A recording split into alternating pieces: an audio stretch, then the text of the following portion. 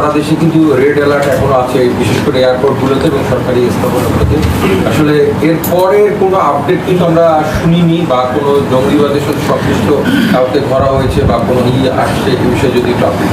আচ্ছা, একটু খুব ভালো হয়েছে, আমার মাথায় ছিল যে আমি এটা নিজে তুলবো, কিন্তু আপনি প্রশ্ন করায় ভালো হলো যে জঙ্গি আছে জঙ্গি নেই। আমি একটা মন্তব্য করেছি প্রায় একই সময়ে বা একটু পরেই মাননীয় স্বরাষ্ট্রমন্ত্রী বলছেন দেশে কোনো জঙ্গি নেই। আপনারা যদি পড়ে দেখেন দেখবেন ওনার বক্তব্য আর আমার বক্তব্যের মধ্যে খুব বেশি ভিন্নতা ছিল না। এটা হলো প্রধান কথা। মানে আমরা তো আসলে ফটো কার্ড করি এখন।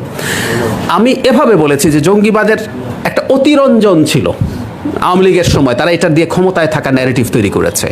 আবার কেউ কেউ কিছুই নেই আমাদের দেশে এই ধরনের বলে, দুটোই কিন্তু নেগেটিভ।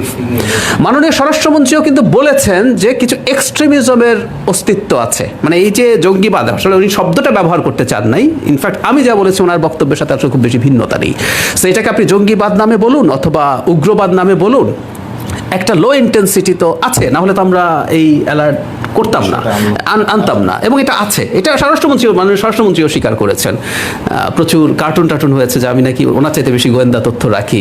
আর ফাইন, আমার ভালো লেগেছে দেখে। কিন্তু এই জায়গাটা আছে, এবং রেড অ্যালার্ট যেহেতু এখনও আছে, তার মানে আপনাকে একটা জিনিস বুঝতে হবে, এই ধরনের ঘটনায় সবসময় যে পাবলিকলি সব কথা সরকার বলবে সেটা সবসময় হবে না। সরকার এইগুলোর যে রিস্ক আছে, এগুলোর ব্যাপারে যে পদক্ষেপ নেওয়ার সেগুলো নিচ্ছে, আমি ব্যক্তিগতভাবে জানি। সুতরাং যখন গ্রেফতার বা এই ধরনের কোনো ঘটনা ঘটবে যেটা সরকার মনে করবে জানাবেন আপনাদেরকে, সেটা সময় মতো জানানো হবে।